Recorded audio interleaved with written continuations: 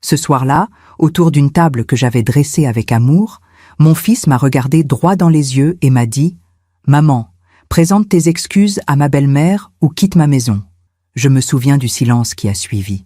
Un silence lourd, presque vivant, qui s'est posé sur la nappe blanche comme une tache indélébile. J'ai levé les yeux vers Liam, mon fils, mon unique enfant, l'homme que j'avais porté, élevé, protégé pendant 43 ans. Et j'ai vu un étranger. Je m'appelle Isabeau de Saint-Clair. J'ai 73 ans. Et ce que je vais vous raconter est l'histoire d'un dîner qui a tout détruit et tout reconstruit. Liam avait organisé ce repas pour apaiser les tensions, selon ses mots. Moi, j'y étais allée avec un bouquet de pivoine blanche et une tarte tatin encore tiède. J'avais mis ma robe bleu nuit, celle que mon mari adorait. Charles était mort 3 ans plus tôt. Cancer foudroyant. 6 mois entre le diagnostic et l'enterrement. Depuis, je vivais seule dans notre maison de Neuilly, entourée de ses livres, de son parfum encore accroché au rideau du bureau, et de ce vide qui n'a pas de nom. Liam était tout ce qui me restait.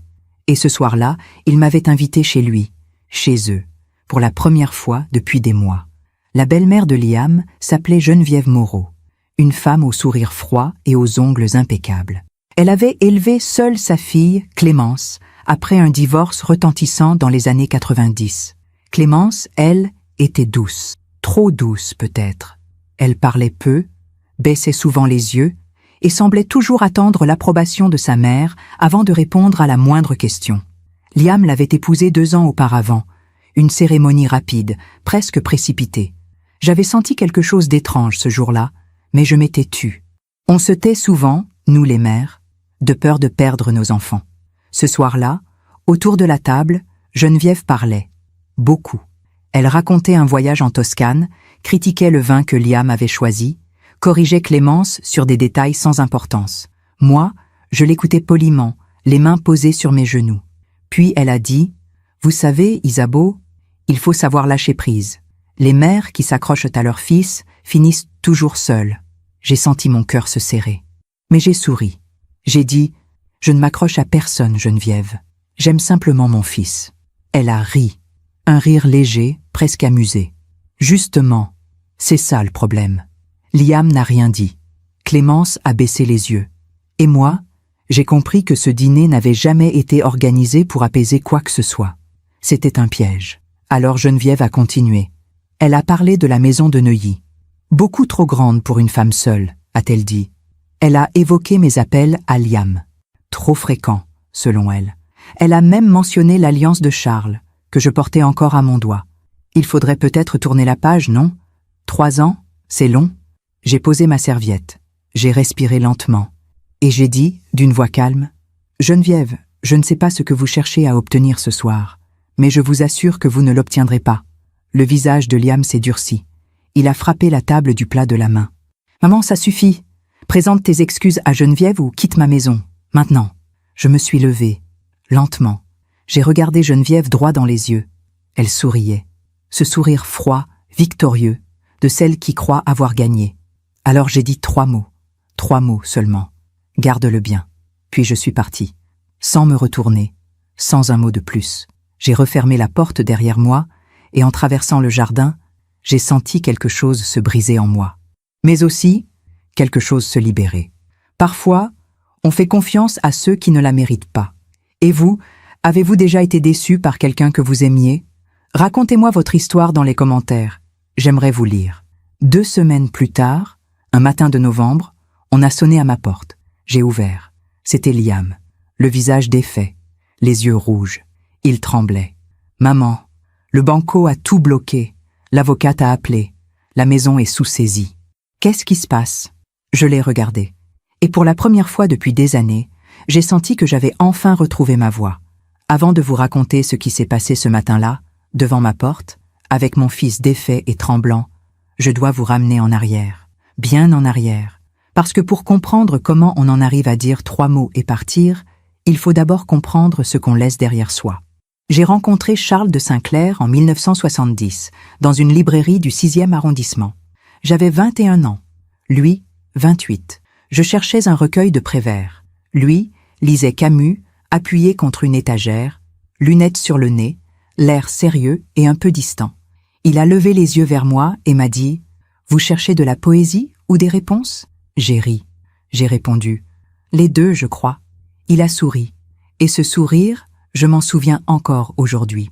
Comme si quelque chose dans l'univers venait de se mettre en place. Nous nous sommes mariés 2 ans plus tard, en juin 1972, dans une petite église de Provence où sa famille avait une bastide. Il pleuvait ce jour-là.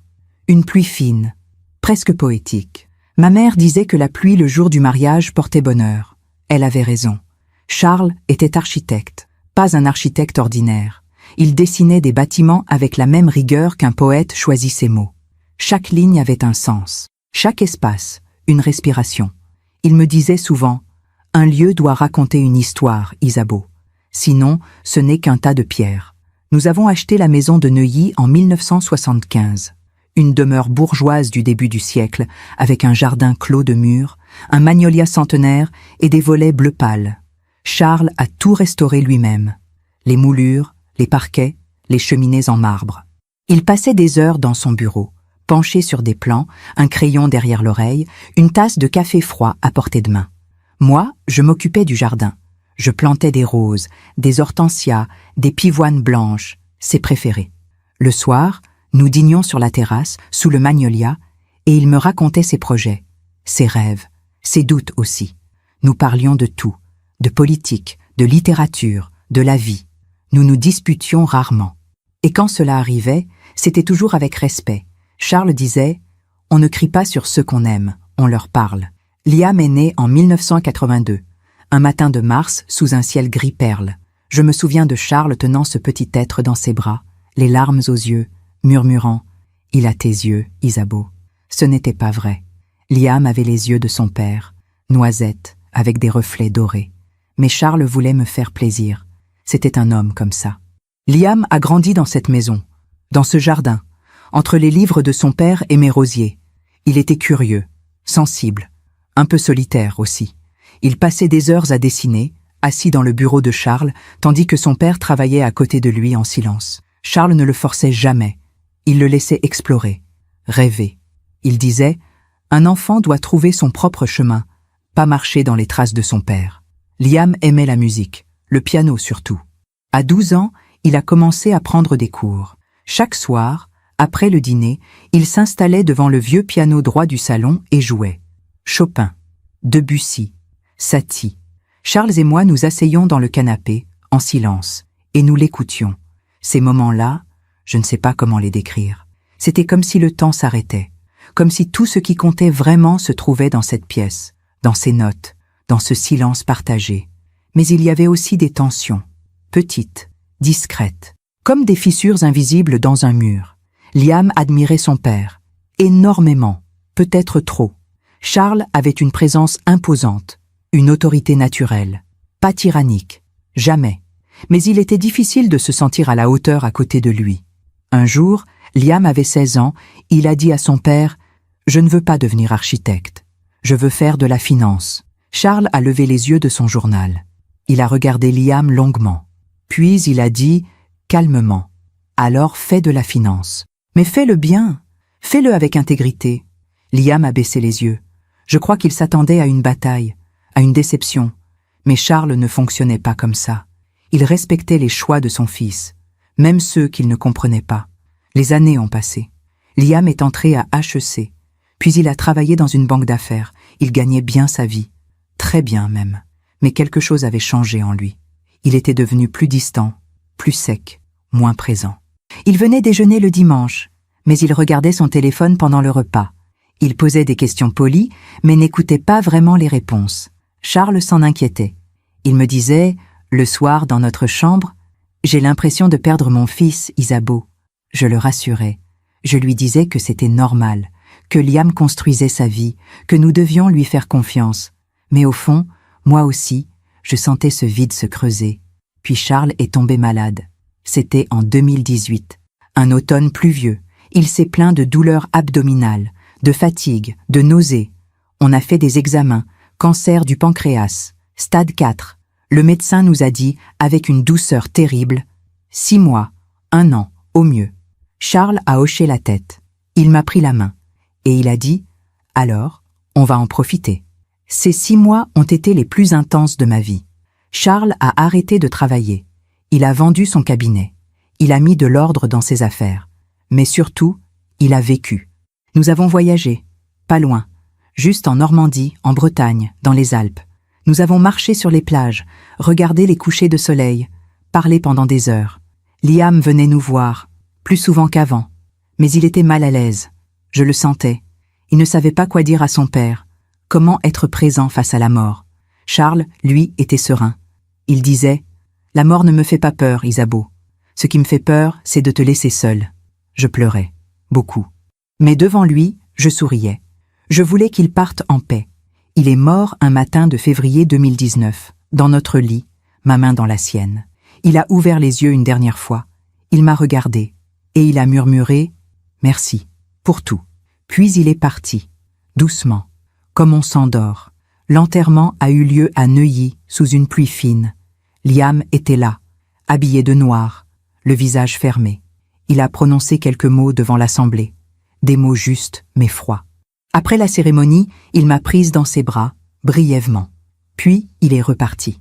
Et pendant des mois, je suis restée seule dans cette grande maison, entourée des livres de Charles, de son parfum, de ses dessins. Je portais son alliance autour de mon cou, accrochée à une fine chaîne en or. Je la touchais souvent, comme pour me rappeler que tout cela avait été réel, que cet amour avait existé. Pendant que je raconte tout cela, je me demande d'où vous m'écoutez. Écrivez le nom de votre ville en commentaire.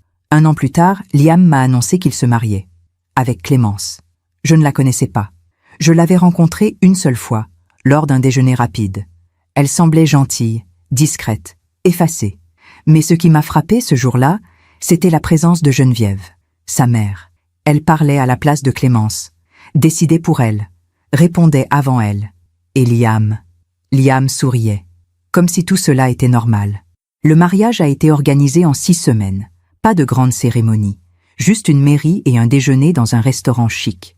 Geneviève a tout supervisé, le menu, les fleurs, les invitations. Moi, j'étais spectatrice. Le soir, en rentrant chez moi, j'ai ouvert le tiroir du bureau de Charles.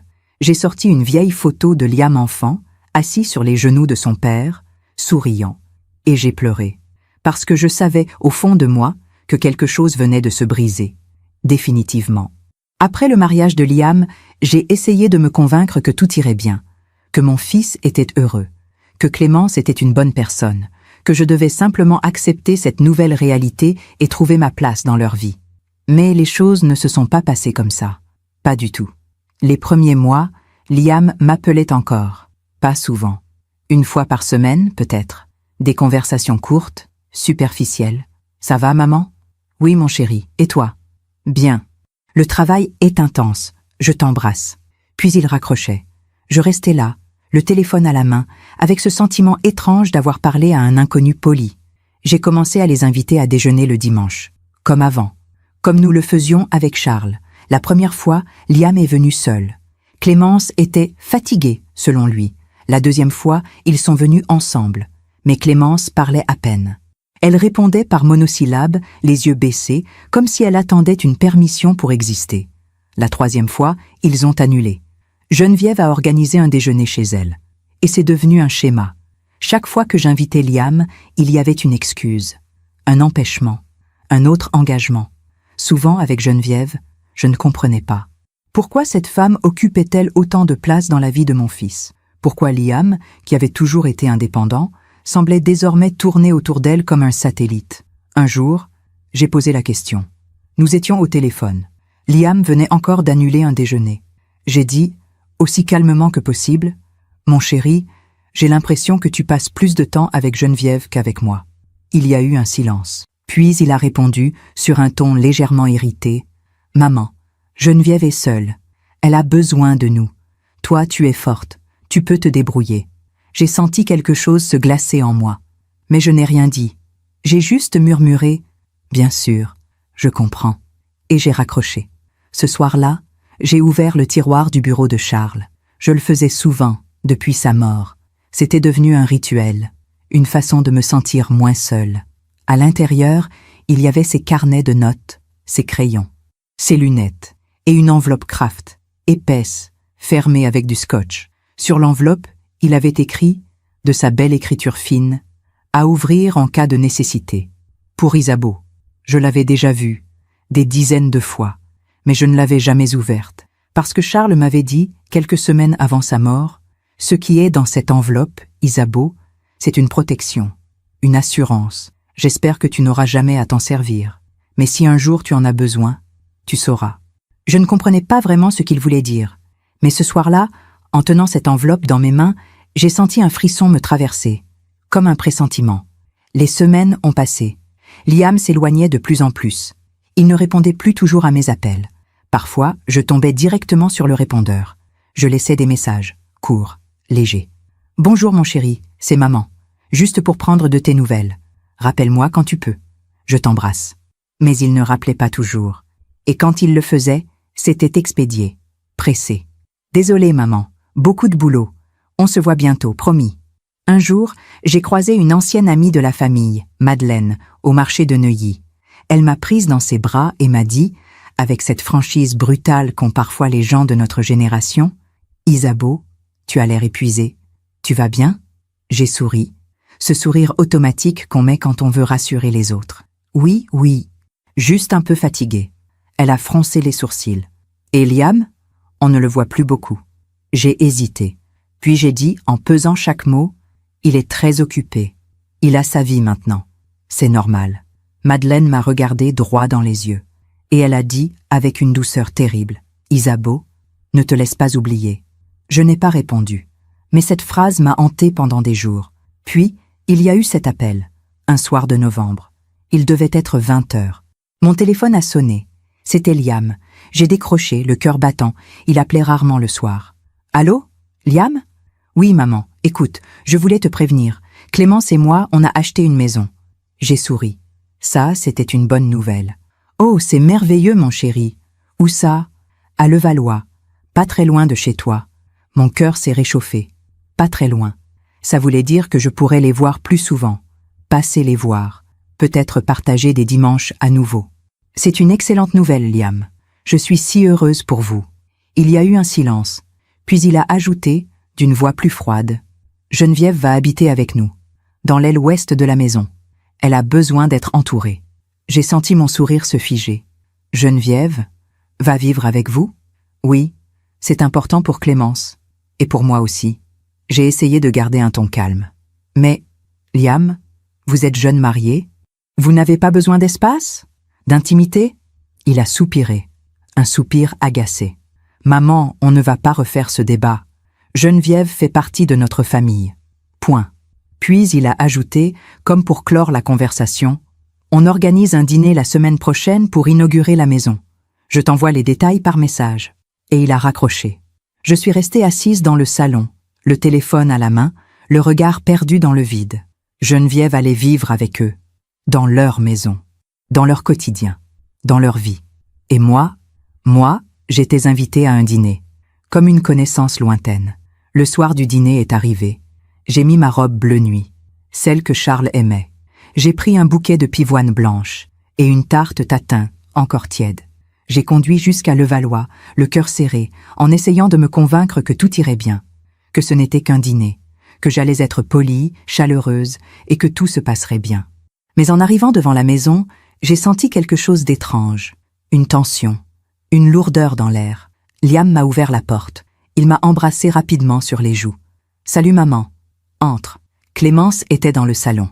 Elle m'a souri timidement. « Bonsoir Isabeau. »« Bonsoir Clémence. » Et puis Geneviève est apparue. Elle portait une robe crème, impeccable. Ses cheveux étaient tirés en arrière, ses ongles vernis de rouge sombre. Elle m'a regardé de haut en bas. Puis elle a dit, avec un sourire poli mais glacial, « Isabeau, quelle surprise. Je ne pensais pas que vous viendriez habillée si simplement. » J'ai senti mes joues s'empourprer, mais j'ai souri. J'ai dit « Bonsoir Geneviève » et je suis entrée. Le dîner a commencé dans une ambiance tendue. Geneviève parlait.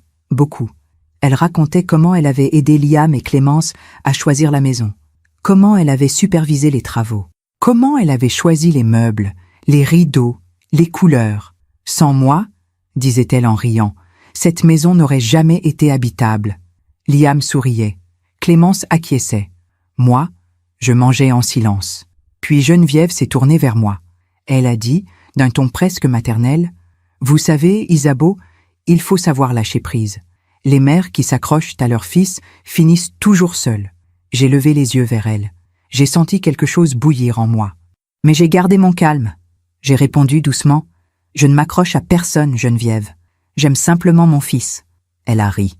Un rire léger, presque amusé. « Justement, c'est ça le problème. » Liam n'a rien dit. Clémence a baissé les yeux.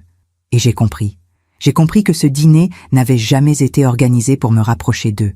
C'était une mise en scène, un spectacle, et j'étais la cible. Geneviève a continué. Elle a parlé de la maison de Neuilly. Beaucoup trop grande pour une femme seule, a-t-elle dit. Elle a mentionné mes appels à Liam. Trop fréquents, selon elle. Elle a même évoqué l'alliance de Charles, que je portais autour du cou. Il faudrait peut-être tourner la page, non? 3 ans, c'est long. J'ai posé ma serviette. J'ai respiré profondément. Et j'ai dit, d'une voix calme mais ferme, « Geneviève, je ne sais pas ce que vous cherchez à obtenir ce soir, mais je vous assure que vous ne l'obtiendrez pas. » Le visage de Liam s'est durci. Il a frappé la table du plat de la main. « Maman, ça suffit. Présente tes excuses à Geneviève, ou quitte ma maison, maintenant. » Le silence s'est abattu sur la table. Clémence avait les larmes aux yeux. Geneviève souriait, ce sourire froid, victorieux. Et moi, je me suis levée, lentement. J'ai regardé mon fils, cet homme que j'avais porté, élevé, aimé. Et j'ai vu un étranger. Alors j'ai tourné mon regard vers Geneviève. Elle me fixait, triomphante. Et j'ai dit, d'une voix claire, « Garde-le bien. » Puis je suis partie. En traversant le jardin sous la pluie fine qui commençait à tomber, j'ai touché l'alliance de Charles, accrochée à mon cou. Et j'ai senti une étrange sensation, comme si quelque chose venait de se briser, mais aussi comme si quelque chose venait de commencer. Je suis rentrée chez moi ce soir-là sous une pluie battante. Mes mains tremblaient tellement que j'ai eu du mal à ouvrir la porte. Une fois à l'intérieur, je me suis appuyée contre le mur du vestibule et j'ai fermé les yeux. Le silence de la maison m'a enveloppée. Ce silence familier, lourd, vivant. J'ai enlevé mes chaussures. Ma robe était trempée. Mes cheveux collaient à mon visage. Mais je ne pleurais pas. Pas encore. Je suis montée dans ma chambre. J'ai enfilé une robe de chambre. Et je me suis assise devant la fenêtre qui donnait sur le jardin.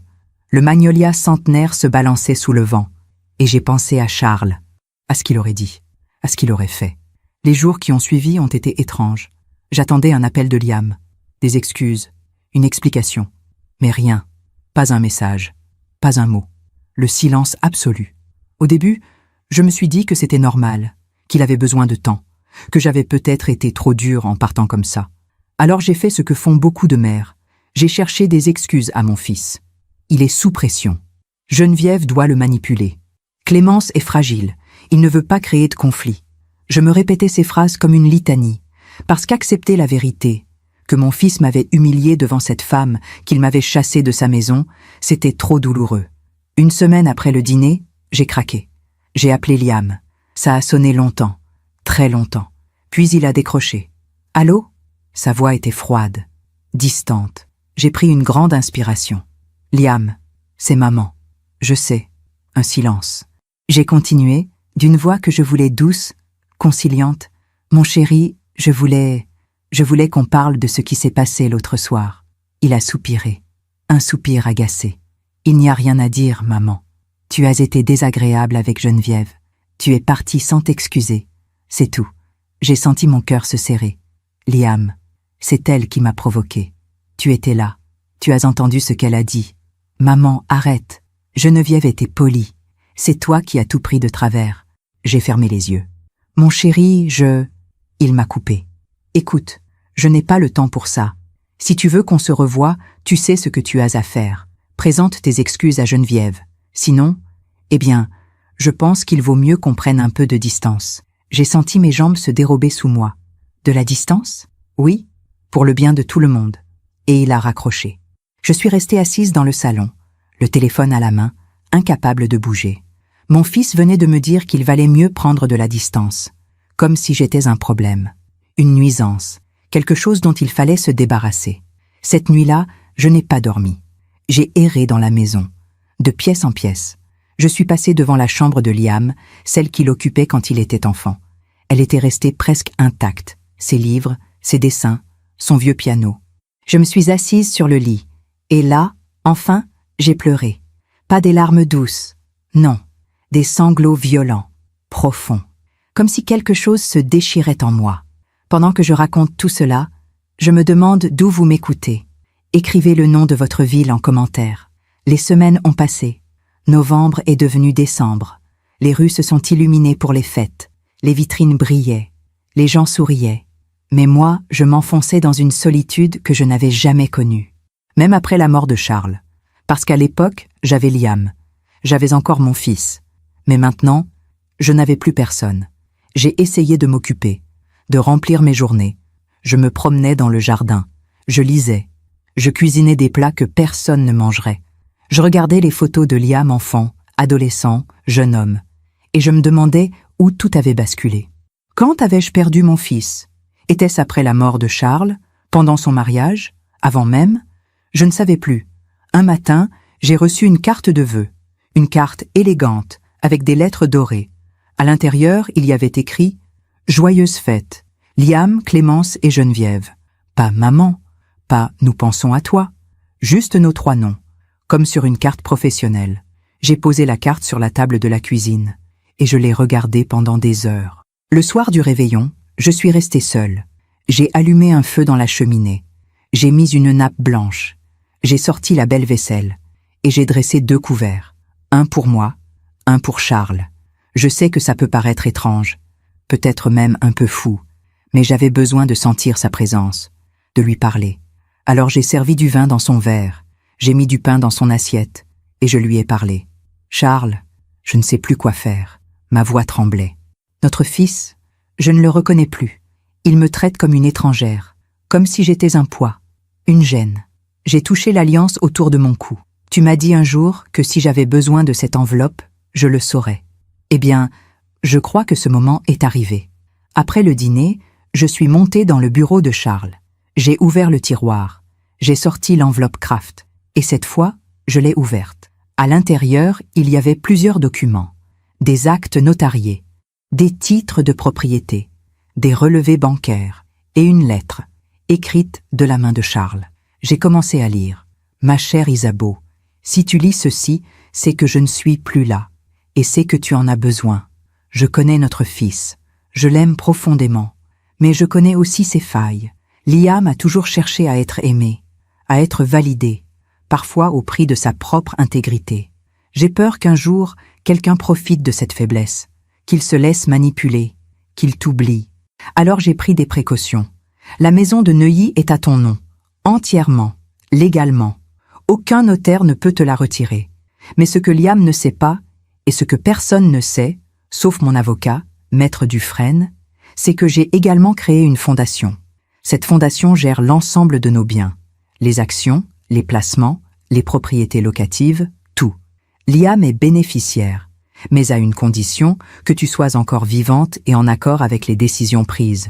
Si un jour tu sens que Liam s'éloigne de toi de manière irréversible, si tu sens qu'il te trahit ou qu'il agit sous l'influence de personnes malveillantes, tu peux activer une clause. Cette clause gèle tous les biens pendant une période déterminée, et elle te donne le contrôle total.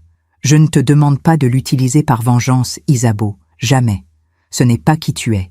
Mais si un jour notre fils perd de vue ce qui compte vraiment, l'amour, la famille, le respect, alors peut-être que cette épreuve lui permettra de se retrouver. Maître Dufresne a toutes les instructions.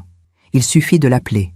Je t'aime, Isabeau, et je te fais confiance. Charles, j'ai relu la lettre 3 fois, les mains tremblantes, le cœur battant. Charles avait tout prévu. Il savait. Il avait vu quelque chose en Liam que moi, je refusais de voir. Une fragilité, une faiblesse. Et il avait voulu me protéger. Mais je ne voulais pas utiliser cette clause. Pas encore. Parce que geler les biens de mon fils, c'était cruel, c'était violent. Et moi, je n'étais pas comme ça. Alors j'ai rangé la lettre, j'ai remis les documents dans l'enveloppe et je me suis dit, je vais attendre, je vais lui laisser une chance. Il va revenir, il va comprendre. Janvier est arrivé, puis février. Toujours rien. Pas un appel, pas un message. Liam m'avait effacé de sa vie. Un jour, début mars, j'ai croisé Madeleine au marché. Elle m'a serré dans ses bras. « Isabeau, tu as maigri. Tu vas bien ?» J'ai hoché la tête. Ce mensonge automatique. « Oui, oui, tout va bien. » Elle m'a regardé dans les yeux. « Tu n'as pas à être forte tout le temps, tu sais ?» Ces mots m'ont transpercée, parce que c'était exactement ce que Liam m'avait dit. « Toi, tu es forte. Tu peux te débrouiller. » Comme si ma force m'empêchait d'avoir besoin d'amour, de présence. Ce soir-là, j'ai pris le téléphone. J'ai composé le numéro de Liam. Ça a sonné, longtemps. Puis, messagerie. J'ai laissé un message. « Liam, c'est maman. Je voulais juste te dire que je pense à toi, que je t'aime, et que, quoi qu'il se passe, je serai toujours là. Rappelle-moi, s'il te plaît. » J'ai raccroché. Et j'ai attendu. 1 jour, 2 jours, 1 semaine. Rien. C'est à ce moment-là que j'ai compris. Liam ne reviendrait pas. Pas tant que Geneviève serait là. Pas tant qu'il serait sous son emprise. Il avait fait son choix. Et ce choix, ce n'était pas moi. Alors j'ai ouvert à nouveau l'enveloppe. J'ai relu la lettre de Charles. Et j'ai appelé Maître Dufresne. « Maître, c'est Isabeau de Saint-Clair. Madame de Saint-Clair, comment allez-vous ? J'ai besoin de vous parler. De la fondation. » Il y a eu un silence. Puis il a dit, d'une voix douce, « Je vous attendais. » J'ai rencontré Maître Dufresne 3 jours plus tard, dans son cabinet du 8e arrondissement. Un immeuble haussmannien, aux murs recouverts de lambris sombres, aux fenêtres donnant sur une cour intérieure silencieuse. C'était le genre d'endroit où l'on parle à voix basse, même quand on est seul. Maître Dufresne avait 65 ans, des cheveux gris impeccablement coiffés, des lunettes cerclées d'or, une voix posée. Il m'a accueilli avec une courtoisie discrète. « Madame de Saint-Clair, je suis heureux de vous revoir, même si les circonstances sont délicates. » Je me suis assise dans le fauteuil en cuir face à son bureau. J'ai posé mon sac. Mes mains tremblaient légèrement. « Maître, j'ai lu la lettre de Charles. J'ai vu les documents.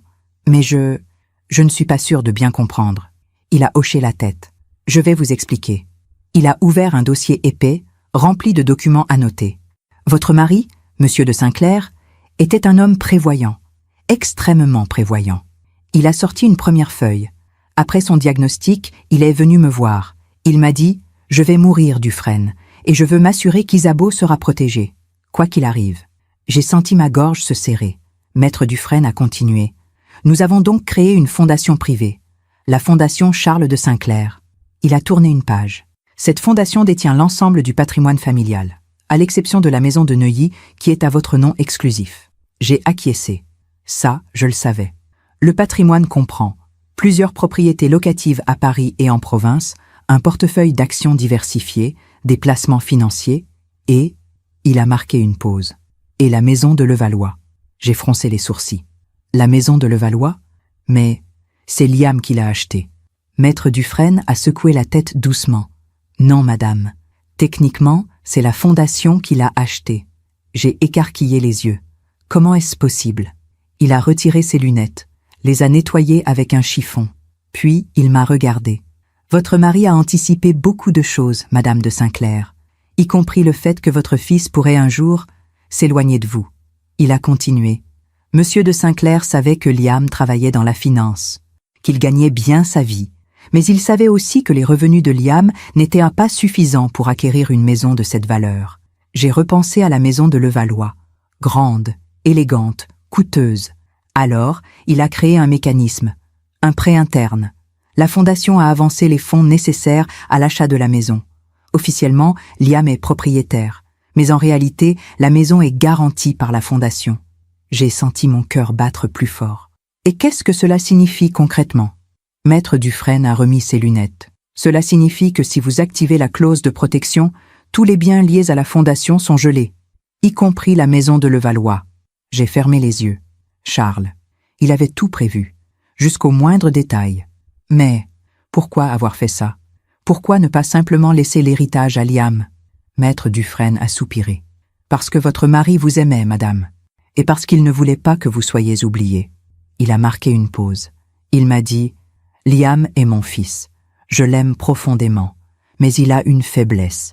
Il cherche l'approbation des autres. Et un jour, Quelqu'un pourrait utiliser cette faiblesse contre lui, contre nous, contre Isabeau. J'ai senti les larmes monter. Il a ajouté « Si un jour Isabeau est mise de côté, humiliée, oubliée, je veux qu'elle ait les moyens de se défendre, pas par vengeance, mais par justice. » Je suis restée silencieuse. Tout ce que Charles avait dit, tout ce qu'il avait prévu, c'était exactement ce qui était en train de se passer. Maître Dufresne a refermé le dossier.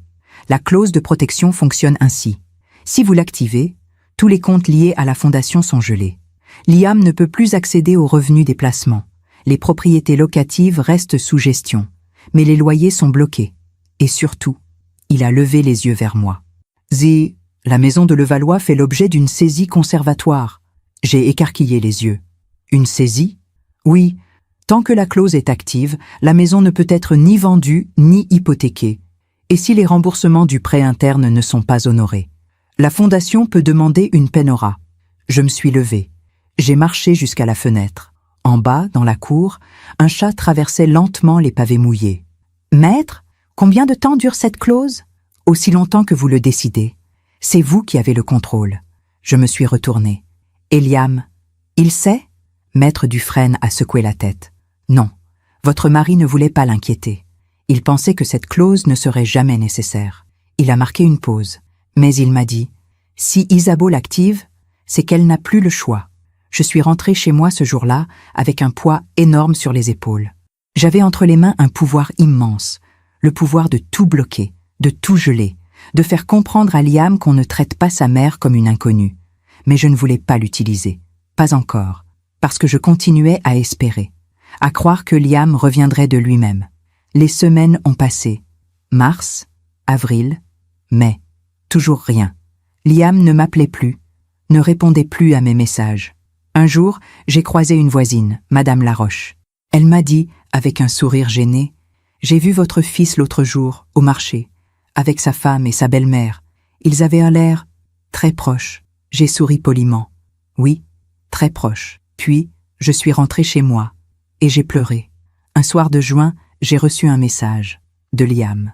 Mon cœur a bondi. J'ai ouvert le message. Il disait « Maman, Clémence est enceinte. On attend un bébé pour janvier. On te tiendra au courant. » C'est tout. Pas de « je t'embrasse ». Pas de « on aimerait te voir ». Juste une annonce, froide, distante, comme si j'étais une relation professionnelle. J'ai relu le message plusieurs fois. Un bébé. J'allais devenir grand-mère. Et mon fils me l'annonçait, par SMS. J'ai répondu « Mon chéri, c'est une merveilleuse nouvelle. Je suis si heureuse pour vous. J'aimerais beaucoup vous voir. Peut-être déjeuner ensemble? Quand tu veux. Je t'embrasse. » J'ai envoyé le message. Et j'ai attendu. 1 jour, 2 jours, 1 semaine. Pas de réponse. Alors j'ai appelé. Ça a sonné. Longtemps. Puis il a décroché. « Allô? Liam, c'est maman. Je voulais te dire à quel point je suis heureuse pour toi. Pour vous. » Un silence. « Merci. Mon chéri, j'aimerais vraiment qu'on se voie. Qu'on parle. Ça fait des mois qu'on... » Il m'a coupé. « Maman, écoute, on est très occupés en ce moment. Clémence est fatiguée. Geneviève nous aide beaucoup. Ce n'est pas le moment. » J'ai senti mon cœur se briser. « Liam, je suis ta mère. Ce bébé sera mon petit enfant. Tu ne peux pas me tenir à l'écart comme ça. » Il a soupiré. « On verra. Plus tard. » Et il a raccroché. Cette nuit-là, je n'ai pas dormi. J'ai pensé à Charles, à ce qu'il m'avait dit dans sa lettre. Si un jour tu sens que Liam te trahit, tu peux activer la clause. Était-ce de la trahison? Ou était-ce simplement de l'indifférence? Je ne savais plus. Le lendemain matin, j'ai reçu un appel, d'un numéro inconnu. J'ai décroché. « Allô ?» Une voix féminine, douce, hésitante. « Madame de Saint-Clair ?»« Oui. Qui est à l'appareil ?»« C'est Clémence. » Mon cœur s'est arrêté. « Clémence ?» ?»« Oui. Je voulais vous parler. En privé. Sans que Liam ou ma mère le sache. » J'ai serré le téléphone. « Bien sûr, dis-moi. » Elle a pris une grande inspiration. « Je voulais vous dire que je suis désolée. Pour tout. Pour le dîner. Pour la façon dont les choses se sont passées. » J'ai senti les larmes monter. Clémence, ma mère, elle contrôle tout. Elle décide de tout. Et Liam, il ne voit rien. Ou il ne veut rien voir. Sa voix tremblait. Je me sens prisonnière. Dans ma propre maison. Dans ma propre vie. J'ai fermé les yeux. Clémence, pourquoi tu me dis tout ça? Elle a sanglot. Parce que j'ai peur. Peur que ce bébé grandisse dans cette ambiance. Peur que ma mère fasse la même chose avec lui qu'elle a fait avec moi. J'ai senti quelque chose se durcir en moi. Qu'est-ce qu'elle t'a fait, Clémence? Un long silence. Puis elle a murmuré, elle m'a volé ma vie. Nous avons parlé pendant 1 heure. Clémence m'a raconté son enfance. Sa mère omniprésente, contrôlante, manipulatrice. Elle choisissait mes vêtements, mes amis, mes études. Et ton père? Il est parti quand j'avais 8 ans. Ma mère dit qu'il nous a abandonnés. Mais je crois qu'il a fui. Elle a marqué une pause. Quand j'ai rencontré Liam, j'ai cru que j'allais enfin être libre. Mais ma mère, elle s'est installée entre nous. Doucement, progressivement, et maintenant, elle a éclaté en sanglots. Maintenant, je ne sais plus qui je suis. J'ai écouté, sans l'interrompre. Puis j'ai dit doucement, « Clémence, tu n'es pas seule. Tu entends? Tu n'es pas seule. » Elle a reniflé. « Merci, Isabeau, merci. Mais pourquoi tu ne dis rien à Liam ?» Un silence. Puis elle a murmuré. « Parce qu'il ne me croirait pas. Il pense que ma mère nous aide, qu'elle nous protège. » Elle a pris une grande inspiration. Et je ne veux pas perdre mon mari. Après avoir raccroché, je suis restée assise dans le salon, le téléphone à la main. Clémence était prisonnière. Liam était aveuglé. Et Geneviève tirait toutes les ficelles. Je me demande encore si j'ai fait le bon choix. Et vous? Qu'auriez-vous fait à ma place? Ce soir-là, j'ai ouvert à nouveau l'enveloppe de Charles. J'ai relu sa lettre et j'ai pris ma décision. Le lendemain matin, j'ai appelé Maître Dufresne. « Maître, c'est Isabeau de Saint-Clair. Madame, je veux activer la clause. » Un silence. Puis il a dit d'une voix calme. « Très bien, je m'en occupe immédiatement. » L'activation de la clause a pris 3 jours. 3 jours pendant lesquels Maître Dufresne a contacté les banques, les notaires, les gestionnaires de patrimoine. 3 jours pendant lesquels j'ai à peine dormi. Je tournais en rond dans la maison. Je regardais le téléphone. J'attendais. J'avais peur. Terriblement peur. Pas des conséquences, mais de ce que cela signifiait. Activer cette clause, c'était franchir une ligne invisible qui sépare l'amour inconditionnel de la justice nécessaire. Et je n'étais pas sûre d'être prête. Mais chaque fois que le doute m'envahissait, je repensais à ce dîner, à Geneviève, à son sourire victorieux, à Liam, frappant la table. « Présente tes excuses ou quitte ma maison. » Et je repensais à Clémence, à sa voix tremblante au téléphone. Elle m'a volé ma vie. Alors je serrais l'alliance de Charles entre mes doigts. Et je me disais, je ne fais pas ça par vengeance, je le fais par nécessité. Le 3e jour, Maître Dufresne m'a appelé. « Madame de Saint-Clair, c'est fait. La clause est active. » J'ai fermé les yeux. Qu'est-ce que cela signifie concrètement? Tous les comptes bancaires liés à la fondation sont gelés, les revenus des propriétés locatives sont bloqués, et la maison de Levallois, il a marqué une pause, fait l'objet d'une saisie conservatoire. J'ai senti mon cœur battre plus fort. Combien de temps avant que Liam ne s'en rende compte? Cela dépend. S'il essaie d'accéder au fonds ou s'il reçoit un courrier de la banque? Quelques jours, 1 semaine, au maximum. J'ai respiré profondément. « Merci, maître. Madame, sa voix était douce, presque paternelle. Vous avez pris la bonne décision. Votre mari serait fier de vous. » J'ai raccroché et je me suis assise dans le salon. La maison était silencieuse, trop silencieuse. J'ai regardé par la fenêtre. Le magnolia centenaire se balançait doucement dans le vent. Et j'ai pensé à Charles. « Tu avais raison, » ai-je murmuré. « Tu avais raison sur tout. » Les jours suivants ont été étranges. J'attendais. Je ne savais pas quoi exactement, mais j'attendais. Je faisais mes courses, je jardinais, je lisais. Mais mon esprit était ailleurs. Je me demandais ce que Liam allait ressentir, ce qu'il allait penser. Allait-il comprendre? Allait-il se réveiller? Ou allait-il me haïr encore davantage? Le 5e jour après l'activation, un matin de juillet, on a sonné à ma porte. Il était 9 heures. J'ai ouvert. C'était Liam. Il était méconnaissable, le visage défait, les yeux cernés, les cheveux en désordre. Il portait un jean et un pull froissé. Pas de veste, pas de cravate. Il tremblait. « Maman !» Sa voix était brisée. « Qu'est-ce qui se passe ?» Je suis restée sur le seuil, calme, silencieuse. Je le regardais. Cet homme que j'avais porté, élevé, aimé. Cet homme qui m'avait chassée de sa maison. Entre, Liam. Il est entré, comme un automate. Je l'ai conduit dans le salon. Je lui ai fait signe de s'asseoir. Il s'est effondré dans le canapé. Maman, le banco a tout bloqué. Tous les comptes, tous les placements. Il levait les yeux vers moi, suppliant. L'avocat a appelé. Il dit que la maison est sous saisie conservatoire, qu'on ne peut plus rien faire, qu'on ne peut ni vendre ni emprunter. Il passait ses mains dans ses cheveux. Je ne comprends pas. Je ne comprends rien. On n'a rien fait de mal. On a payé toutes nos factures. Il s'est arrêté. Il m'a regardé. Et j'ai vu dans ses yeux le moment exact où il a compris. C'est toi. Je n'ai pas répondu tout de suite. Je me suis assise dans le fauteuil en face de lui. J'ai croisé les mains sur mes genoux. Et j'ai dit, d'une voix calme, « Oui, c'est moi. » Le silence s'est abattu sur le salon. Liam me fixait, incrédule. Comment c'est possible? Ton père. Il a écarquillé les yeux. Papa? Oui. Avant de mourir, il a créé une fondation. Une fondation qui gère l'ensemble du patrimoine familial. J'ai marqué une pause.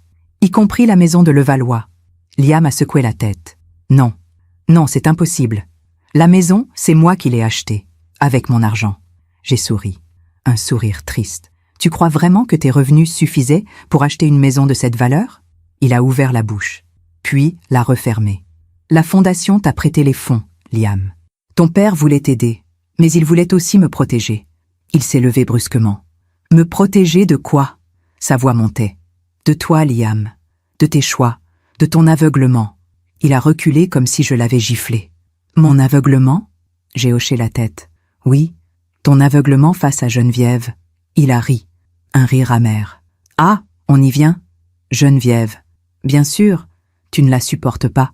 Tu ne l'as jamais supportée. Je me suis levée à mon tour. Ce n'est pas une question de supporter ou pas, Liam. C'est une question de lucidité. J'ai fait un pas vers lui. Cette femme a pris le contrôle de ta vie, de ton mariage, de ta maison. C'est faux. Vraiment? J'ai soutenu son regard. Dis-moi, Liam, depuis quand est-ce que tu ne prends plus une seule décision sans l'avis de Geneviève? Il a détourné les yeux. Elle nous aide. Elle vous manipule. Ma voix était ferme, sans colère, juste factuelle. Elle a éloigné Clémence de ses amis. Elle a éloigné Clémence de sa propre vie. Et maintenant, elle t'éloigne de moi. Liam a serré les poings. Tu ne comprends rien. Geneviève a été là quand je n'étais pas là. C'est ça que tu allais dire. J'ai avancé encore d'un pas. Liam, j'ai toujours été là. Toujours. Même après la mort de ton père. Même quand tu ne répondais plus à mes appels. Même quand tu m'as annoncé la grossesse de Clémence. Par SMS. Il a baissé la tête. Tu m'as chassé de ta maison, Liam. Devant cette femme. Tu m'as humilié. Ma voix tremblait légèrement. Tu m'as demandé de présenter mes excuses. Pourquoi? Pour avoir défendu ma dignité? Il a relevé les yeux. Il y avait des larmes dedans. Je pensais que tu comprendrais. Que tu ferais un effort. Pour moi. Pour nous. J'ai secoué la tête. Un effort? Liam, j'ai passé des mois à essayer de te joindre. À t'appeler. À te laisser des messages. J'ai attendu. J'ai espéré. J'ai touché l'alliance autour de mon cou. Mais toi, tu m'as effacé, comme si je n'existais plus. Il s'est effondré sur le canapé. Il pleurait, doucement. Qu'est-ce que tu veux que je fasse, maman? J'ai respiré profondément. Je veux que tu ouvres les yeux. Je veux que tu vois ce que Geneviève est en train de faire. À toi, à Clémence, à votre couple. J'ai marqué une pause. Et je veux que tu comprennes que l'amour d'une mère n'est pas une option. Ce n'est pas quelque chose qu'on met de côté quand ça arrange. Il a relevé la tête. Et la maison? Les comptes? Tu vas tout bloquer combien de temps? J'ai soutenu son regard. Aussi longtemps que nécessaire. Mais on a un bébé qui arrive. Clémence est enceinte. On a besoin de cet argent. Alors tu sais ce que tu as à faire.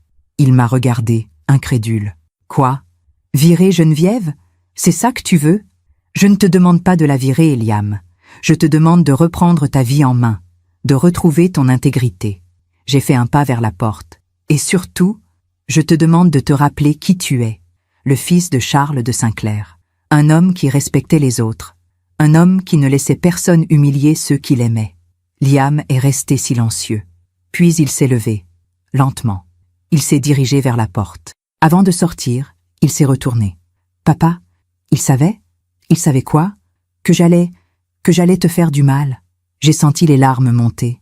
Non, Liam, Il espérait que tu ne le ferais jamais, mais il voulait me protéger, au cas où. Il a hoché la tête, puis il est parti. Je suis restée debout dans le vestibule, longtemps après son départ. J'ai entendu sa voiture démarrer, s'éloigner, puis le silence est revenu. J'ai touché l'alliance autour de mon cou, et j'ai murmuré « Charles, j'espère que j'ai fait ce qu'il fallait. » Ce soir-là, j'ai reçu un message de Clémence. « Isabeau, Liam est rentré bouleversé. Il m'a tout raconté. Ma mère est furieuse. Elle dit que vous êtes une femme cruelle. Mais moi, je vous remercie. Peut-être que maintenant, il va enfin voir. » J'ai relu le message plusieurs fois. Puis j'ai répondu « Prends soin de toi, Clémence, et de ce bébé. Tout va s'arranger. » Mais je savais que ce n'était pas fini. Loin de là. Geneviève n'allait pas abandonner si facilement. Et Liam devait encore faire un choix, le plus important de sa vie. Les jours qui ont suivi ma confrontation avec Liam ont été étranges. Un silence pesant s'est installé. Pas un appel, pas un message, rien. Je savais qu'il était en train de digérer ce que je lui avais dit, qu'il devait parler à Clémence, peut-être même à Geneviève, mais je ne savais pas ce qui se tramait derrière les murs de cette maison de Levallois. Une semaine après la visite de Liam, j'ai reçu un appel, de Maître Dufresne. « Madame de Saint-Clair, j'ai reçu un courrier, de l'avocat de votre fils. » Mon cœur s'est serré. « Un courrier ? » ?»« Oui, il conteste la saisie. Il demande une levée immédiate de la clause. » J'ai fermé les yeux. « Sur quel motif ? » ?»« Ils prétendent que la Fondation n'a pas le droit de bloquer les biens d'un héritier direct, que votre mari n'avait pas le droit de créer ce mécanisme sans l'accord de Liam. » J'ai senti une colère sourde monter en moi. « Et c'est vrai ?»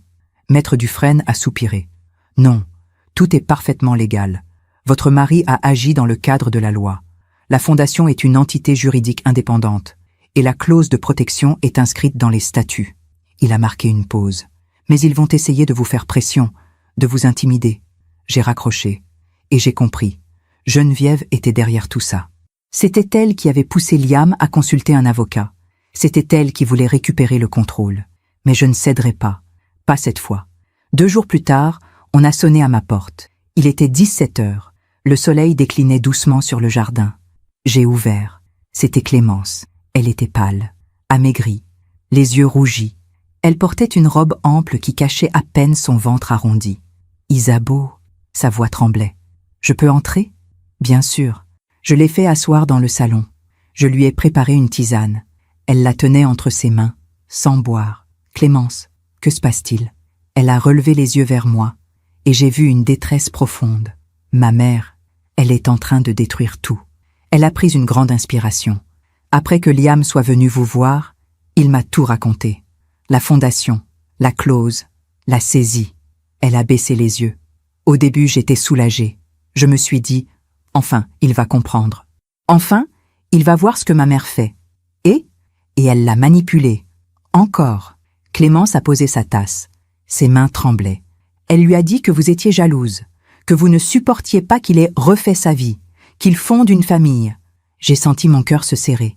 Elle lui a dit que vous vouliez le contrôler, que vous utilisiez l'argent comme arme. Clémence a relevé les yeux. Et Liam l'a cru. Je suis restée silencieuse. Elle a appelé un avocat. Elle a organisé des réunions. Elle a tout pris en main. Clémence a essuyé une larme.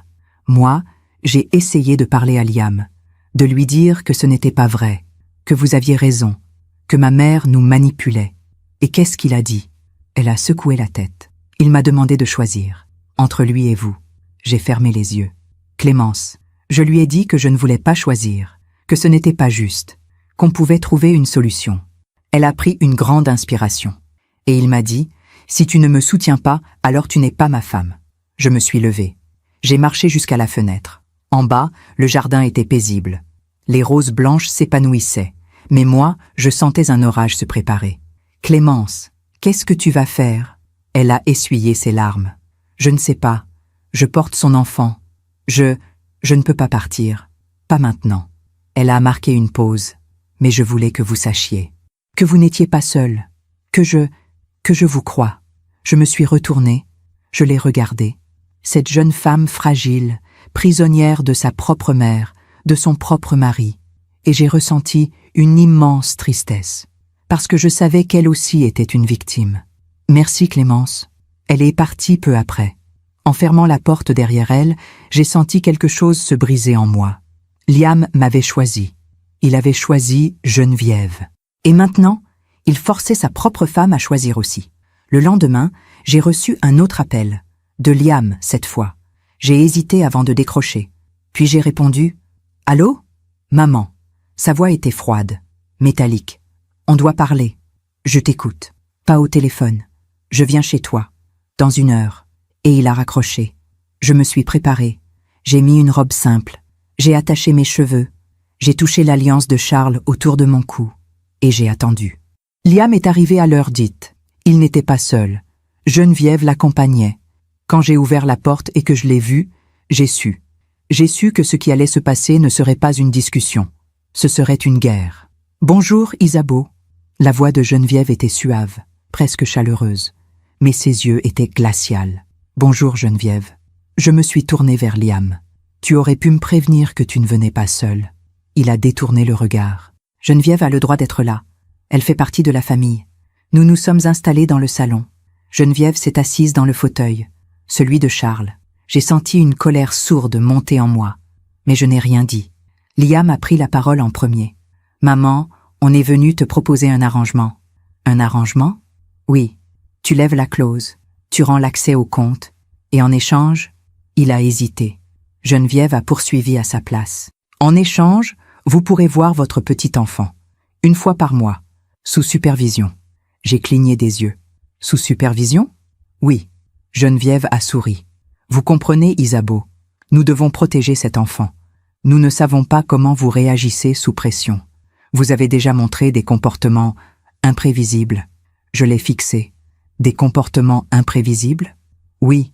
Bloquer les comptes de votre propre fils, saisir sa maison. C'est, comment dire, plutôt radical. » Elle a croisé les jambes. « Nous voulons juste nous assurer que l'enfant sera en sécurité. » J'ai senti quelque chose exploser en moi, mais je suis restée calme. J'ai regardé Liam. « C'est vraiment ce que tu penses ? Que je suis dangereuse ?» Il a baissé les yeux. Geneviève l'a coupé. « Liam pense que vous avez besoin d'aide, Isabeau, d'un suivi psychologique. C'est normal à votre âge. Le deuil peut être difficile. » J'ai ri. Un rire sec, presque incrédule. « Un suivi psychologique. » J'ai secoué la tête. « Vous êtes incroyable, Geneviève. Vraiment. » Je me suis levée. J'ai marché jusqu'à la fenêtre, puis je me suis retournée. « Laissez-moi vous dire quelque chose, tous les deux. » Ma voix était calme, mais ferme. « Je n'accepterai jamais cet arrangement. Jamais. » Liam s'est levé. « Maman, sois raisonnable. » « Raisonnable ?» J'ai avancé vers lui. « Liam, regarde-moi dans les yeux. Regarde-moi. » Il a levé les yeux, avec difficulté. « Cette femme est en train de détruire ta vie, ta famille, ton mariage. Ce n'est pas vrai. Vraiment ? Alors réponds-moi. Quand as-tu pris une décision seule pour la dernière fois, sans l'avis de Geneviève ? » Il a ouvert la bouche, puis l'a refermée. Geneviève s'est levée à son tour. « Isabeau, je pense que vous dépassez les bornes. » Je me suis tournée vers elle. « Et vous, Geneviève, vous pensez que vous pouvez tout contrôler ? Mais vous vous trompez. » J'ai fait un pas vers elle. « Vous avez pris le contrôle de la vie de votre fille. Vous l'avez étouffée, isolée. C'est faux. Vraiment. Alors pourquoi Clémence pleure-t-elle en secret ? Pourquoi a-t-elle peur de vous ? » Geneviève a pâli. « Elle vous a parlé ? » ?»« Oui. Et elle m'a tout dit. » Le silence s'est abattu sur le salon. Liam regardait sa belle-mère, puis moi, sans comprendre. « De quoi vous parlez ?» Geneviève a secoué la tête. « De rien. Isabeau invente. Elle essaie de nous diviser. » Je me suis tournée vers Liam. « Pose la question à ta femme. Demande-lui si elle est heureuse. Demande-lui si elle se sent libre. » Liam a hésité. « Clémence elle est juste fatiguée, la grossesse. » « Non, Liam, ce n'est pas la grossesse. C'est la prison dans laquelle vous vivez tous les trois. » Geneviève a attrapé son sac. « Nous partons. » Elle a regardé Liam. « Viens. » Liam a hésité. Il m'a regardé, une dernière fois, et j'ai vu dans ses yeux une fissure, un doute. Mais il est parti quand même. Je suis restée seule dans le salon. Le silence est revenu. J'ai touché l'alliance autour de mon cou, et j'ai murmuré « Charles, j'ai tout perdu. » Ce soir-là, j'ai reçu un message de Liam. « Maman, je ne veux plus te voir. Tu as fait ton choix. Moi, j'ai fait le mien. Ne me contacte plus. J'ai relu le message. 1 fois, 2 fois, 10 fois. Puis j'ai posé le téléphone. Et j'ai pleuré. Comme je n'avais jamais pleuré. Parce que je venais de perdre mon fils. Définitivement. Les semaines ont passé. Juillet, août, septembre. La vie continuait autour de moi. Mais moi, j'étais figée. Je ne sortais presque plus. Je ne voyais personne. Je restais dans cette grande maison vide, entourée des souvenirs de Charles, des photos de Liam enfant, et je me demandais si j'avais fait le bon choix, si tout cela en valait la peine. Un matin d'octobre, j'ai reçu un appel, d'un numéro inconnu. J'ai décroché. Allô? Une voix féminine, paniquée. Isabeau? C'est Clémence. Mon cœur s'est arrêté. Clémence? Qu'est-ce qui se passe? Elle sanglotait. J'ai besoin de vous. S'il vous plaît. Venez. Où es-tu? À l'hôpital. L'hôpital Necker. J'ai perdu les os. Le bébé arrive. J'ai raccroché. J'ai attrapé mon sac, mes clés, et je suis parti. En conduisant vers l'hôpital, mon cœur battait à tout rompre. Clémence avait appelé. Moi, pas sa mère. Moi. Quelque chose avait changé. Je suis arrivé à l'hôpital Necker 20 minutes plus tard. J'ai couru dans les couloirs, demandé aux infirmières, cherché le service de maternité. Mon cœur battait si fort que j'avais du mal à respirer. Enfin, j'ai trouvé sa chambre. Clémence était allongée sur le lit, pâle, les cheveux collés sur le front. Elle était seule, complètement seule. Quand elle m'a vu entrer, elle a éclaté en sanglots. Isabeau. Je me suis précipité vers elle. J'ai pris sa main. Je suis là, ma chérie. Je suis là. Elle pleurait, violemment. Le bébé, il arrive trop tôt. Je suis à 34 semaines. Les médecins disent que ça devrait aller, mais... Chut, tout va bien se passer. Je lui caressais les cheveux. Où est Liam? Elle a secoué la tête. Je ne sais pas. Il est parti ce matin avec ma mère. Une réunion avec l'avocat. Elle a serré ma main. J'ai essayé de l'appeler. 10 fois, 20 fois. Il ne répond pas. J'ai senti la colère monter en moi. Son fils était en train de naître. Et lui, il était dans un bureau d'avocat avec Geneviève. Et Geneviève? Clémence a détourné les yeux. Elle ne sait pas que je suis ici. Comment ça? Elle a pris une grande inspiration. Ce matin, après leur départ, j'ai commencé à avoir des contractions. Fortes, régulières. Elle a essuyé ses larmes. J'ai appelé une ambulance, toute seule. Mon cœur s'est brisé. Cette jeune femme enceinte de 8 mois avait appelé une ambulance, seule, sans son mari, sans sa mère. Clémence, pourquoi tu ne m'as pas appelé plus tôt? Elle a relevé les yeux vers moi. Parce que Liam m'avait interdit de vous contacter. Il disait que vous étiez toxique, que vous vouliez nous détruire. Elle a secoué la tête. Mais quand j'ai été dans l'ambulance, seule, terrifiée, je me suis dit, qui est vraiment toxique? Celle qui m'a chassée ou celle qui n'est même pas là quand j'ai besoin d'elle? J'ai serré sa main.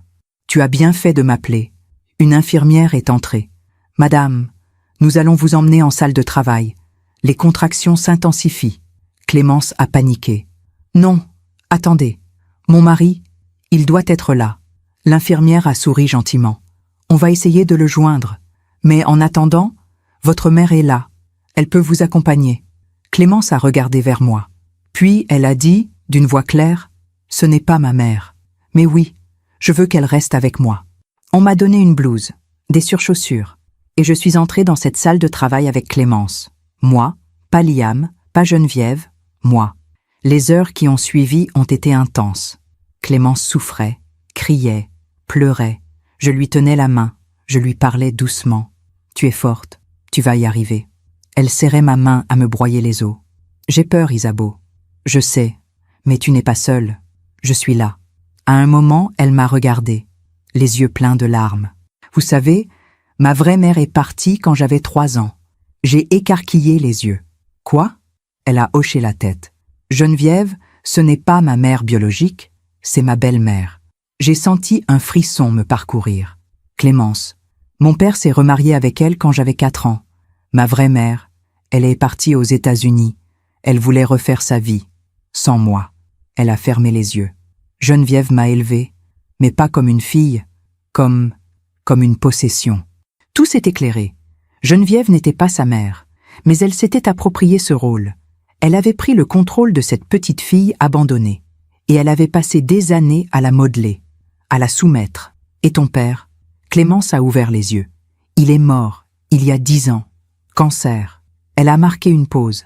Après sa mort, je me suis retrouvée seule avec elle. Complètement seule. J'ai compris alors pourquoi Clémence était si fragile, si effacée. Elle n'avait jamais eu de véritable mère, jamais eu de protection, jamais eu d'amour inconditionnel, juste le contrôle, la manipulation. Clémence, tu n'es plus seule. Tu m'entends? Elle a hoché la tête, et elle a serré ma main encore plus fort. Après 6 heures de travail, le bébé est né. Un petit garçon. 2 kilos 800. Petit, mais en bonne santé. Il a poussé un cri. Fort, clair. Et Clémence a éclaté en sanglots. L'infirmière a posé le bébé sur sa poitrine. Clémence le regardait, émerveillée, les larmes coulant sur ses joues. Il est là. Il est vraiment là. Elle a levé les yeux vers moi. Merci, Isabeau. Merci d'avoir été là. J'ai essuyé mes propres larmes. C'est moi qui te remercie. 1 heure plus tard, Clémence dormait. Le bébé était dans une couveuse, surveillé par les infirmières. Je me suis assise dans le couloir, épuisée, vidée, mais aussi apaisée, parce que j'avais fait ce qu'il fallait. J'avais été là. C'est à ce moment-là que j'ai vu Liam. Il courait dans le couloir, le visage défait, paniqué. Derrière lui, Geneviève marchait rapidement, le visage fermé. Liam m'a vu. Il s'est arrêté net. « Maman, qu'est-ce que tu fais là ?» Je me suis levée. Clémence m'a appelé. Il a écarquillé les yeux. « Elle t'a appelé ?»« Oui, parce que toi, tu n'étais pas là. » Geneviève s'est avancée. « Où est Clémence ?»« Elle dort. Et le bébé ?»« Il va bien. » Liam a reculé, comme sous le choc. « Le bébé est né ?»« Oui, un petit garçon. » Il a porté ses mains à son visage. « Mon Dieu, j'ai raté la naissance de mon fils. » Sa voix se brisait. Geneviève a posé une main sur son épaule. « Ce n'est pas ta faute, Liam. Tu ne pouvais pas savoir. » Je l'ai regardé droit dans les yeux. Si, il aurait pu savoir, s'il avait répondu au téléphone. Liam a levé les yeux vers moi.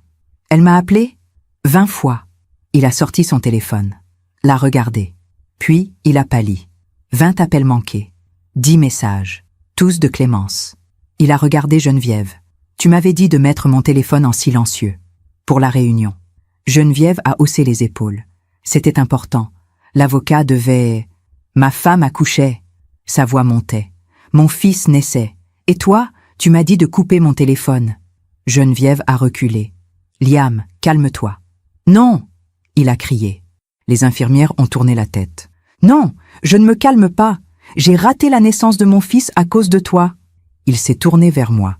Et j'ai vu dans ses yeux quelque chose que je n'avais pas vu depuis des mois. De la lucidité.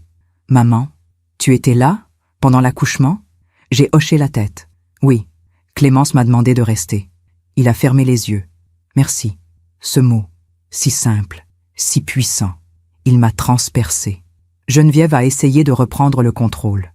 Bon, maintenant que tu es rassurée, allons voir Clémence et le bébé. Mais Liam a secoué la tête. Non, pas toi. Elle a écarquillé les yeux. Pardon? J'ai dit, pas toi. Le silence s'est abattu sur le couloir. Geneviève le regardait, incrédule. Liam, qu'est-ce que tu racontes? Je raconte que tu en as assez fait. Il a pris une grande inspiration.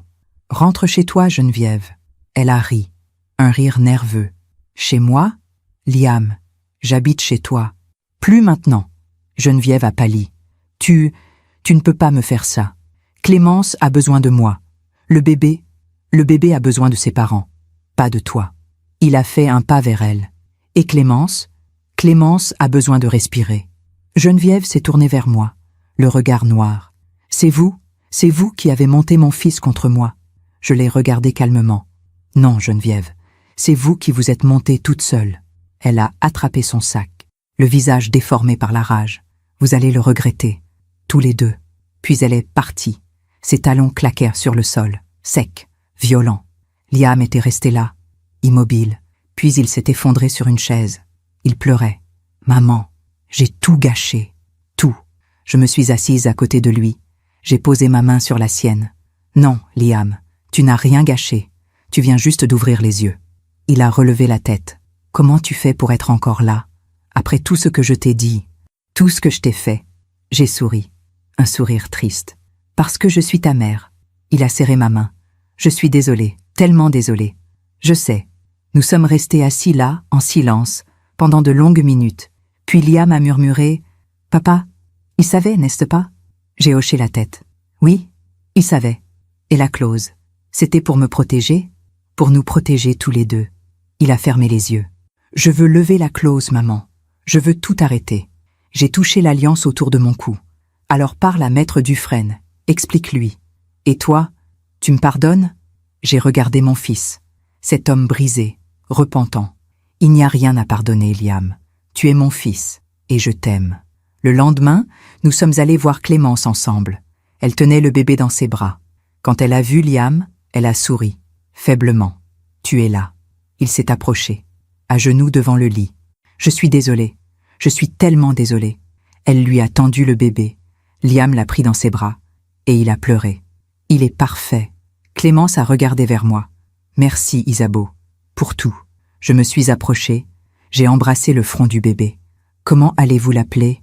Liam et Clémence se sont regardés. Puis Liam a dit, d'une voix douce, « Charles, on va l'appeler Charles. » J'ai senti les larmes monter. Charles, le nom de son grand-père. Il aurait été si fier. Ce soir-là, en rentrant chez moi, j'ai ouvert le tiroir du bureau de Charles. J'ai sorti la lettre. Je l'ai relue, puis j'ai murmuré « Tu avais raison, mon amour. Surtout. » Et pour la première fois depuis des mois, j'ai senti quelque chose se détendre en moi. La douleur était encore là, la tristesse aussi. Mais il y avait autre chose, un espoir, fragile, ténu, mais réel. Les semaines qui ont suivi la naissance de petit Charles ont été comme un printemps après un hiver interminable.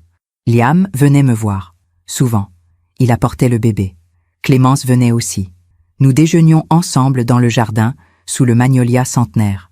Et lentement, très lentement, nous reconstruisions ce qui avait été détruit. Mais je savais que Geneviève n'allait pas disparaître si facilement. Une femme comme elle ne lâche jamais prise sans combattre. Et j'avais raison. 3 semaines après l'accouchement, Liam a reçu un courrier de l'avocat de Geneviève. Elle le poursuivait en justice. Pour expulsion abusive, elle réclamait des dommages et intérêts, une compensation financière et le droit de voir son petit-fils. Liam était assis dans mon salon, le courrier à la main, le visage livide. Elle me poursuit. Ma propre belle-mère me poursuit. Clémence était à côté de lui, le bébé endormi dans ses bras. Je savais qu'elle ferait ça. J'ai pris le courrier, je l'ai lu attentivement. Geneviève prétendait qu'elle avait investi dans la maison, qu'elle avait contribué financièrement, qu'elle avait des droits. C'est vrai? Ai-je demandé.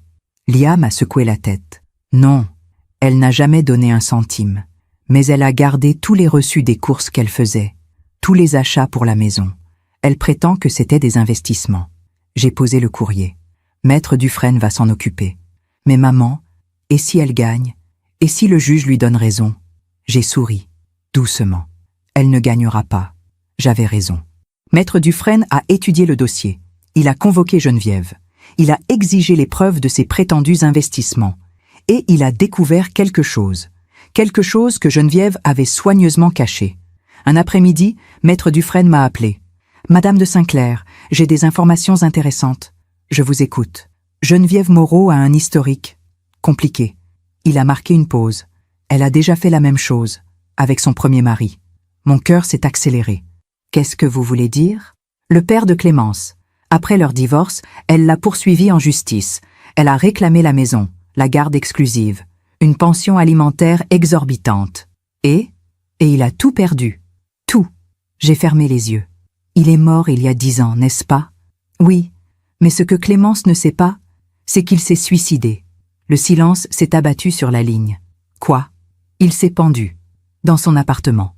6 mois après avoir tout perdu. Maître Dufresne a soupiré. Geneviève a tout pris. La maison, l'argent, la fille. Et lui, il n'a pas supporté. J'ai senti une colère froide monter en moi. Clémence sait? Non. Geneviève lui a dit qu'il était mort d'un cancer. J'ai raccroché. Et j'ai su ce que je devais faire. J'ai appelé Clémence. Clémence, j'ai besoin de te voir, seule. Isabeau, qu'est-ce qui se passe? S'il te plaît, c'est important. Elle est venue le lendemain, sans Liam, sans le bébé. Nous nous sommes installés dans le salon. Je lui ai servi du thé. Puis, Je me suis assise en face d'elle. Clémence, je dois te dire quelque chose de difficile. Elle a pâli. Qu'est-ce que c'est? Je lui ai tout raconté. L'enquête de Maître Dufresne, le premier mari de Geneviève, le procès, le suicide. Clémence est restée figée. Puis elle a murmuré « Non, non, ce n'est pas possible. Je suis désolée, Clémence. » Elle a secoué la tête. Elle m'a dit qu'il était mort d'un cancer, qu'il avait souffert, qu'elle s'était occupée de lui jusqu'au bout. Ses mains tremblaient. Elle m'a menti. Pendant toutes ces années, elle a levé les yeux vers moi. Et mon père, il s'est tué à cause d'elle? J'ai hoché la tête.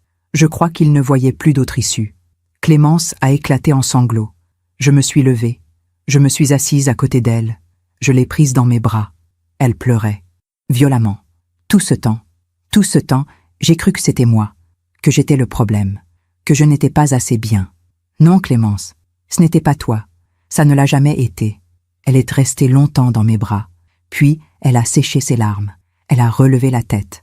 Et j'ai vu dans ses yeux quelque chose de nouveau, de la force, de la détermination. Je vais témoigner contre elle. Clémence, non, Isabeau, je vais le faire. Pour mon père, pour moi, pour mon fils. Elle a serré les poings. Elle ne détruira plus personne. Le procès a eu lieu 2 mois plus tard. Une petite salle du tribunal de Paris. Quelques avocats, un juge. Geneviève était là, impeccable, droite, le visage fermé. Maître Dufresne a présenté les preuves. Les mensonges de Geneviève, son absence de contribution financière, son historique judiciaire. Et puis, Clémence a témoigné. Elle s'est levée, elle est allée à la barre, et elle a parlé, d'une voix claire, ferme. Geneviève Moreau n'est pas ma mère biologique, mais pendant toute mon enfance, elle m'a fait croire que si. Elle m'a isolée de mes amis, elle choisissait mes vêtements, mes études, mon mari. Elle a contrôlé chaque aspect de ma vie, et quand mon père est mort, elle m'a menti. Clémence a regardé Geneviève droit dans les yeux. Vous m'avez dit qu'il était mort d'un cancer, mais ce n'est pas vrai. Il s'est suicidé, à cause de vous. Geneviève a pâli. C'est faux. Elle ment. Mais le juge a levé la main. Silence. Clémence a continué. Pendant des années, j'ai cru que j'étais faible, que j'avais besoin de vous. Mais maintenant, je sais la vérité. Elle a marqué une pause. Vous n'êtes pas une protectrice. Vous êtes une manipulatrice. Le juge a rendu son verdict 3 semaines plus tard. Déboutée. Geneviève Moreau était déboutée de toutes ses demandes. Pas de dommages et intérêts. Pas de compensation. Pas de droit de visite. Mais ce n'était pas tout. Le juge avait ajouté quelque chose. Une ordonnance d'éloignement. Geneviève n'avait plus le droit de contacter Liam, Clémence ou le bébé. Quand le verdict est tombé, Geneviève est restée figée. Puis elle s'est levée. Elle a regardé autour d'elle. Liam, Clémence, moi. Et pour la première fois, j'ai vu quelque chose dans ses yeux. De la peur. Elle est partie. Seule. Sans un mot. Dans les semaines qui ont suivi, j'ai appris ce qui lui était arrivé.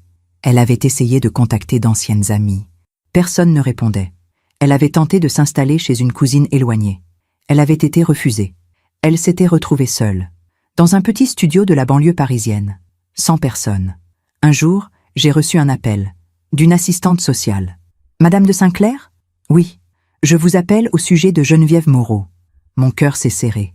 Qu'est-ce qui se passe? Elle a été hospitalisée. Une chute dans son appartement, rien de grave, mais elle n'a personne. Pas de famille, pas d'amis. Personne n'est venu la voir. L'assistante sociale a marqué une pause. Elle a mentionné votre nom. Elle a dit qu'elle voulait s'excuser. J'ai fermé les yeux. Geneviève, seule, dans un hôpital, exactement comme elle avait essayé de me rendre. J'ai réfléchi longtemps, puis j'ai dit « Donnez-lui mon numéro, si elle veut m'appeler, qu'elle le fasse. » Vous êtes sûre? Oui, mais elle n'a jamais appelé. Quelques mois plus tard, j'ai appris qu'elle avait quitté Paris. Elle était partie dans le sud, près de Toulouse, dans une maison de retraite, seule. Et moi, je me suis souvenu de ce qu'elle m'avait dit, ce soir-là, lors du dîner. Les mères qui s'accrochent à leur fils finissent toujours seules. Mais ce n'était pas moi qui avais fini seule, c'était elle. Parce que la vie finit toujours par rendre ce qu'on lui donne. Si vous semez l'amour, vous récoltez l'amour. Si vous semez la manipulation, le mensonge, le contrôle, vous récoltez la solitude. Un dimanche après-midi, nous étions tous réunis dans le jardin de Neuilly. Liam, Clémence, petit Charles qui commençait à sourire. Le soleil brillait doucement. Le magnolia était en fleurs. Clémence tenait le bébé. Elle l'a levé vers le ciel. « Regarde, Charles, c'est ta grand-mère. C'est elle qui nous a tous sauvés. » Liam s'est approché de moi. Il a passé son bras autour de mes épaules. « Merci, maman. Pour tout. Pour avoir tenu bon. Pour avoir été forte. » J'ai touché l'alliance autour de mon cou. Et j'ai murmuré « Non, Liam. Merci à ton père. C'est lui qui nous a tous protégés. » Ce soir-là, après leur départ, je suis montée dans le bureau de Charles. J'ai ouvert le tiroir. J'ai sorti la lettre. Et je l'ai relue une dernière fois. Puis je l'ai pliée soigneusement. Je l'ai rangée. Et j'ai refermé le tiroir. Parce que je n'en avais plus besoin. La bataille était finie. La justice avait été rendue. Pas par moi, pas par vengeance, mais par la vie elle-même. Et Geneviève, elle vivrait désormais avec les conséquences de ses propres choix. Seule, avec personne pour lui tenir la main. Personne pour l'aimer. Parce que c'est ça, le karma. Ce n'est pas une punition qu'on inflige. C'est une vérité qui se révèle. Elle m'avait traité de toxique. Des mois plus tard, j'ai appris qu'elle vivait seule, dans un studio minuscule, sans personne pour répondre à ses appels. La vie finit toujours par rendre ce qu'on lui donne. 2 ans ont passé depuis ce procès. 2 ans pendant lesquels j'ai vu mon petit-fils grandir, marcher, prononcer ses premiers mots. 2 ans pendant lesquels Liam et Clémence ont reconstruit leur couple, leur vie, leur famille. Et 2 ans pendant lesquels j'ai appris quelque chose d'essentiel, que la justice n'est pas toujours immédiate, mais qu'elle finit toujours par arriver. Aujourd'hui, j'ai 75 ans. Je suis assise dans mon jardin, sous le magnolia centenaire qui a vu tant de saisons passer. Les pivoines blanches sont en fleurs, comme chaque printemps, et je regarde petit Charles jouer dans l'herbe. Il court, il rit, il est libre. Clémence est assise à côté de moi. Elle tricote une petite écharpe. « Isabeau, je peux vous poser une question ?» « Bien sûr. » Elle a levé les yeux vers moi. « Est-ce que vous regrettez d'avoir activé la clause, d'avoir tout bloqué ?» J'ai réfléchi. Longuement. Puis j'ai dit « Non, je ne regrette rien. » Elle a hoché la tête. Moi non plus. Elle a marqué une pause. « Vous savez, parfois je pense à ma mère. Enfin, à Geneviève. Et qu'est-ce que tu penses ?» Elle a regardé le jardin. Je pense qu'elle était malheureuse, profondément malheureuse, et qu'elle a essayé de combler ce vide en contrôlant les autres. J'ai touché l'alliance autour de mon cou. Tu as sûrement raison. Mais ça n'excuse rien. Non, ça n'excuse rien. Clémence a souri, tristement. L'assistante sociale m'a appelée la semaine dernière. Ah oui? Oui. Elle voulait me dire que Geneviève était seule, qu'elle n'avait personne, qu'elle demandait à me voir. Mon cœur s'est serré. Et qu'est-ce que tu as répondu? Clémence a posé son tricot. J'ai dit non. Elle a regardé son fils. Je ne peux pas. Pas maintenant. Peut-être jamais. Elle a essuyé une larme. Je sais que ça peut paraître cruel, mais j'ai besoin de protéger mon fils, ma famille, moi-même. J'ai pris sa main. Ce n'est pas cruel, Clémence. C'est de la sagesse. Vous croyez? Oui, parce que parfois, aimer quelqu'un, c'est aussi savoir dire non, savoir poser des limites. Elle a serré ma main. Merci. Pour tout. Pour m'avoir montré ce qu'était une vraie mère. J'ai souri. Tu es une vraie mère, Clémence. Regarde ton fils. Regarde comme il est heureux. Libre. Petit Charles a couru vers nous. Il s'est jeté dans les bras de sa mère. « Maman, regarde! J'ai trouvé une coccinelle. » Clémence l'a serrée contre elle. « Elle est magnifique, mon chéri. » Je les ai regardés et j'ai ressenti une paix profonde. Parce que c'était ça, le vrai héritage. Pas l'argent, pas la maison, pas les titres de propriété, mais l'amour, la liberté, la dignité. Liam est arrivé peu après, avec des croissants encore chauds. « Bonjour, maman. » Il m'a embrassé sur les joues. « Bonjour, mon chéri. » Il s'est assis à côté de moi. Nous avons regardé Clémence jouer avec Charles. Puis Liam a dit doucement « Maman, je sais que je te l'ai déjà dit 1000 fois, mais je veux te le redire. » Il a pris ma main. « Merci. Merci de ne pas avoir abandonné.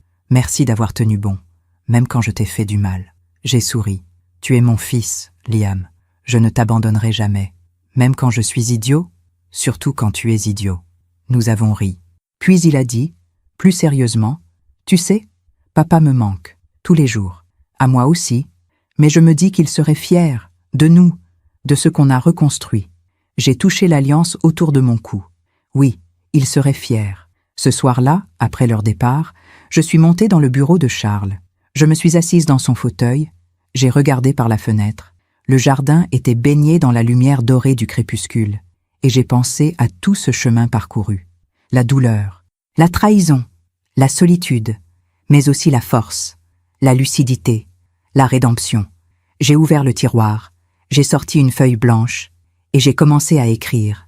Cher Charles, aujourd'hui, je t'écris pour te dire que tu avais raison. Tu avais raison de me protéger, de créer cette fondation, de prévoir cette clause. Tu avais raison de croire en moi, en ma force, en ma capacité à tenir bon. Liam est revenu. Il a ouvert les yeux. Il a compris. Et aujourd'hui, nous sommes à nouveau une famille. Pas parfaite, mais réelle. Vraie. Geneviève a perdu. Pas parce que je l'ai punie, mais parce qu'elle a récolté ce qu'elle a semé. La solitude, l'isolement, le vide. Et moi j'ai gagné quelque chose de précieux. La paix, la sérénité, la certitude d'avoir fait ce qu'il fallait. Je porte toujours ton alliance, tous les jours, parce que tu es toujours avec moi, dans mon cœur, dans mes décisions, dans ma vie. Merci, mon amour, pour tout. Isabeau. J'ai plié la lettre. Je l'ai glissée dans le tiroir, à côté de la sienne, et j'ai refermé doucement. Puis, je suis descendue dans le salon. J'ai allumé un feu dans la cheminée. Je me suis installée dans le canapé, avec une tasse de thé, et j'ai regardé les flammes danser.